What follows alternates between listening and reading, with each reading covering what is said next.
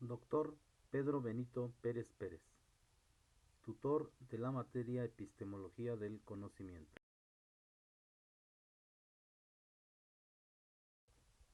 La adquisición del conocimiento requiere una serie de etapas y pasos a lo largo del tiempo. Para ello, es necesaria la base teórica que mejora el proceso de comprensión del conocimiento. A través de la epistemología se explica dicho proceso, la cual deriva de dos vocablos griegos: episteme, que significa conocimiento, y logía, estudio o tratado. En la mayoría de los textos, la palabra epistemología es aquella ciencia o parte de la ciencia encargada de la teoría del conocimiento. Aristóteles la reconocía como la ciencia que pretende conocer las cosas en su esencia y en sus causas. Por lo tanto, la epistemología es la ciencia que estudia qué y cómo es el conocimiento científico. La epistemología fundamenta los conocimientos considerados verdaderos de los que solo son creencias, para obtener como producto el conocimiento científico. Mario Bunge es un filósofo argentino nacido en 1919. Es uno de los científicos más citados de la historia de la ciencia, doctor en física y matemáticas por la Universidad de La Plata. Estudió física nuclear en el Observatorio Astronómico de Córdoba y demostró su interés por la filosofía fundando la revista Minerva en 1944. Es miembro de la Asociación Americana para el Avance de la Ciencia y tiene 5 doctorados honoris causa. En 1982 fue galardonado con el Premio Príncipe de Asturias de Humanidades. Bunge describe a la ciencia formal como aquella que procede de entidades psíquicas, de ideales, la lógica y demás conocimientos empíricos y abstractos. Para Bunge, el conocimiento científico es fáctico, ya que éste se centra en describir los hechos tal y como son. Éste trasciende de hechos, los descarta, produce nuevos y los explica. Su característica analítica aborda problemas uno a uno, que desfragmenta en elementos con el fin de describir sus mecanismos. Cada descubrimiento permite ser aplicado para la adaptación del mundo que nos rodea, tal y como lo expresa el autor, e enseñorearse de él para hacerlo más confortable.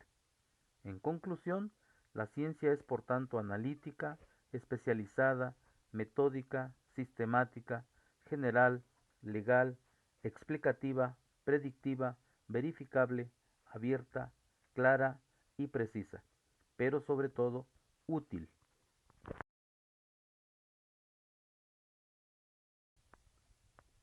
Karl Popper nace en Viena en 1902 y muere en Londres en 1994. Utiliza el método denominado racionalismo crítico.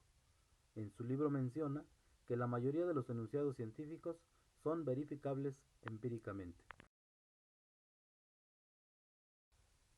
El falsacionista Karl Popper considera que la ciencia es un conjunto de hipótesis que se proponen a modo de ensayo con el propósito de describir o explicar de manera precisa el comportamiento de algún aspecto de la naturaleza. Sin embargo, no todas las hipótesis lo consiguen. Hay una condición fundamental que cualquier hipótesis o sistema de hipótesis debe cumplir con vistas a conseguir el estatus de teoría o ley científica. Si ha de formar parte de la ciencia, una hipótesis ha de ser falseable o refutable. En cuanto al método científico, Popper confía en la razón, pues él dicta los hechos son el criterio último de la razón. Por lo tanto, rechaza el método inductivo y sus criterios de verificación, y además propone el método hipotético deductivo y el criterio de demarcación, es decir, un método científico por conjeturas.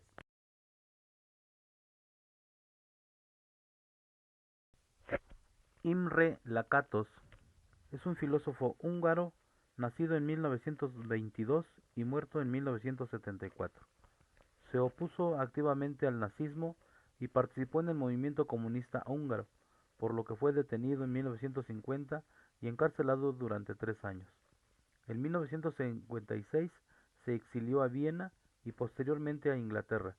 Se doctoró en Cambridge y fue profesor de la Escuela de Economía de Londres desde 1960 hasta su muerte. Lakatos se ocupó particularmente de temas relacionados con la epistemología y la filosofía de la ciencia. Se formó en la doctrina de Popper, aunque la amplió y modificó hasta alterarla casi por completo en algunos puntos. Asumió la teoría de Kuhn como punto de partida para una nueva fundamentación de la filosofía de la ciencia. Sin embargo, se mostró en desacuerdo con el historicismo derivable de dicha teoría y, en general, con cualquiera de las que utilizaran criterios externos a la propia ciencia para explicar el desarrollo y crecimiento de ésta. La contribución más importante de Lakatos a la filosofía y a la historia de la ciencia es su teoría de los programas de investigación. Un programa de investigación se compone de una serie de reglas metodológicas, algunas de las cuales indican qué caminos hay que evitar, heurística negativa, y otras qué caminos hay que seguir, heurística positiva. Es decir, existe una marcada diferencia entre la historia externa y la historia interna de la ciencia. Esto no significa que no exista una historia. De hecho, el examen de este tiene marcada importancia, pero indica que es posible explicar dicha historia desde un punto de vista exclusivamente interno, esto es, desde el punto de vista de la teoría de los programas de investigación, la cual es completada por la historia empírica. En conclusión, los programas de investigación científica son un conjunto de teorías relacionadas entre sí de tal forma que unas se derivan de otras. Todas comparten un núcleo duro que no puede ser falsado, y para lo cual está protegido por el cinturón protector, es decir, un conjunto de hipótesis auxiliares que si pueden ser falseadas, si se presentase alguna anomalía serían estas hipótesis auxiliares las que se eliminarían, modificarían o reemplazarían con el fin de que el núcleo quedara intacto.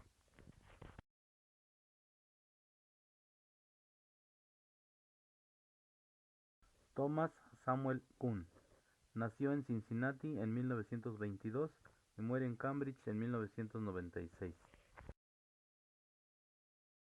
Para Kuhn, la ciencia es elaborada en el seno de una comunidad científica y no individualmente. La comunidad sirve de base a los desarrollos científicos mediante la elaboración o asunción de un paradigma, del cual se derivan reglas que fijan las regularidades. El paradigma es un contexto de validez respecto al cual la investigación procede en forma similar a la solución de acertijos. Cuando un paradigma ha sido establecido por el colectivo de científicos al que sirve, los fundamentos del mismo nunca son puestos en duda.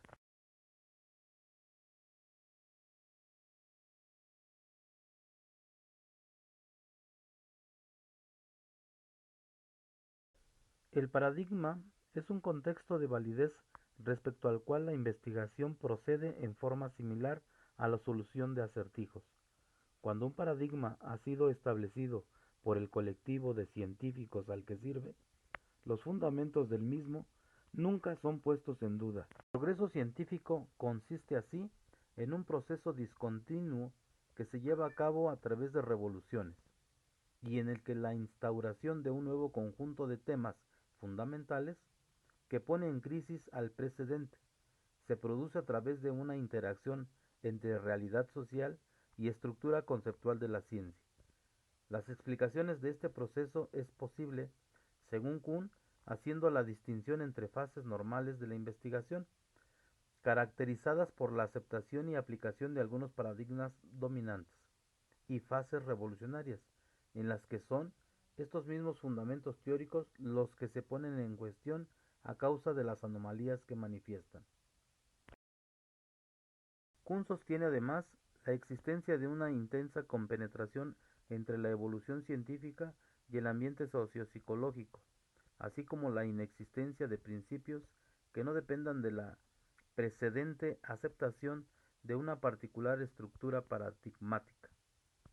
El pensamiento de Thomas Kuhn queda plasmado fundamentalmente en la obra titulada La estructura de las revoluciones científicas, publicado en 1962. Paul Feyerabend nació en Viena en 1924 y muere en Suiza en 1994. Participó en la Segunda Guerra Mundial a favor del régimen nazista. Obtuvo una beca para investigar en Londres bajo la supervisión de Popper. Trabajó durante muchos años como profesor en Berkeley, donde fue compañero de Kuhn, y en 1967 conoce a Lakatos.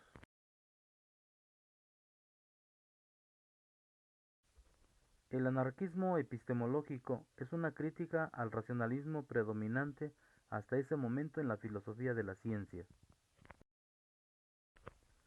Feyerabend considera que la ciencia no posee un método propio, niega la existencia de un método científico, una idea un tanto ortodoxa, tomando en cuenta que la ciencia suele ser definida precisamente a partir del concepto del método de la ciencia.